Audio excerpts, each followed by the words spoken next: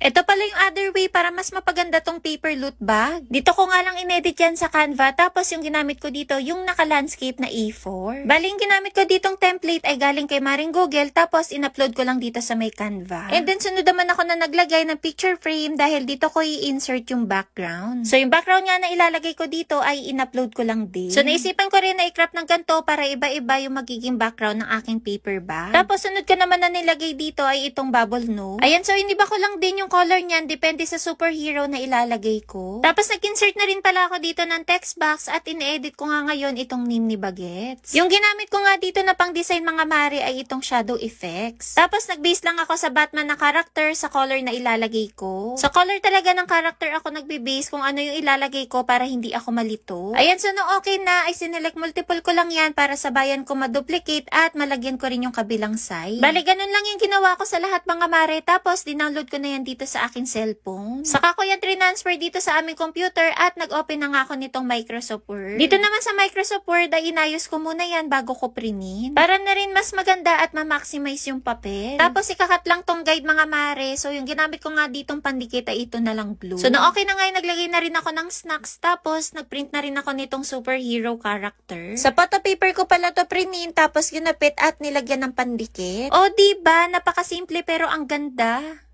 Ito mga mare at mukha na talagang paper bag tong nagawa ko. Papakita ko nga muna sa inyo kung paano ko to inedit sa Canva na may kasamang chikahan. Sa cellphone pala ako nag-edit mga mare dahil dito nga ako mas komportable. At hindi pa pro yung account ko kaya madalas yung pinipili kong design ay yung free. Gusto ko lang i-share sa inyo na kaya nyong gumawa ng design at mag-explore sa Canva nang walang bayad. But anyway, syempre kapag gagamitin na natin sa pangnegosyo ay maganda talaga kapag naka-pro account. Marami nga akong kakilala na nagsasabi na sulit talaga dahil mas maraming feature yung pwedeng magamit. So anyway, marami nga ako nababasang comment na ito naman daw pambinyag na design yung gawin ko. Ayan, at sinelect multiple ko nga lang para ma-duplicate ko yung mga ilalagay ko sa kabilang side. Bali, itong pattern ng paper bag ay in-upload ko lang dito sa may Canva. So ito nga ginawa kong design mga mare ay pang babae at pang lalaki na. Nung okay na nga ay dinownload ko lang yan dito sa akin cellphone tapos transfer ko naman sa aming computer. Dito pala sa Microsoft Word ay ina-adjust ko muna yan bago ko i-print. Kung gusto nyo na medyo mas malaki pa yung paper loot bag na magawa nyo ay pwede nyo to i-print sa long band paper.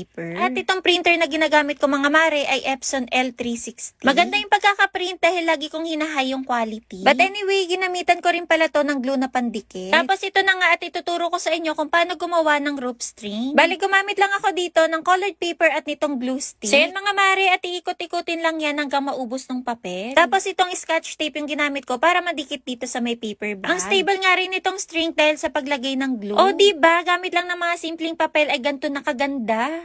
Ito mga mare, napakasimple at hindi na kailangan mag-edit ng todo. Bali, itong tatlong template yung ginamit ko, saka ko yan ipipaste sa MS Word bago ko i-print. So, ganun nga lagi yung ginagawa ko para mas ma-maximize ko yung papel, tapos mas maganda yung alignment. Colored paper pala yung gagamitin ko ngayon na letter yung size. Any size ng papel mga mare ay pwede nyong gamitin dito. So, kung gusto nyo na medyo mas malaki, pwede kayong gumamit ng legal na size. Ito palang paper bag mga mare ay merong pattern. So, yan lang din yung sinusundan ko kung ano yung titiklopin at gugupitin. Syempre kasama na rin dyan kung saan dapat lagyan ng pandikit. Napakadali lang nito mga mare at para ka lang talaga nagpa-project nung high school. Pwede rin yan sa other side tiklopin para hindi kita yung mga lines. Ayan nga at nung matapos na ako sa mga bag ay sinunod ko na tong labels. Bali itong mga pangalan naman ay printin ko sa sticker paper tapos dinikit ko lang yan dito sa pinakababa. Tapos last ko naman na print ay itong mga Roblox characters. Photo paper pala yung ginamit ko ditong papel at dinikit ko nga lang yan dito sa harap. Ayan, so pwede pa yan i-adjust kung gusto nyo na mas malaki pa yung mga character. And then, kumuha na nga ako ng bond paper at nitong glue. Ito pala yung mga gagamitin ko para makagawa ng handle nitong paper bag. So, nilagyan ko lang ng glue yung pinakagitna ng papel tapos inikot-ikot ko. Nilagyan ko lang din yan ng tape sa magkabilang side tapos sinunod ko na tong snacks. At ito na nga yung kinalabasan. O, diba mga mare, kahit hindi na mag-edit ay ang ganda pa rin.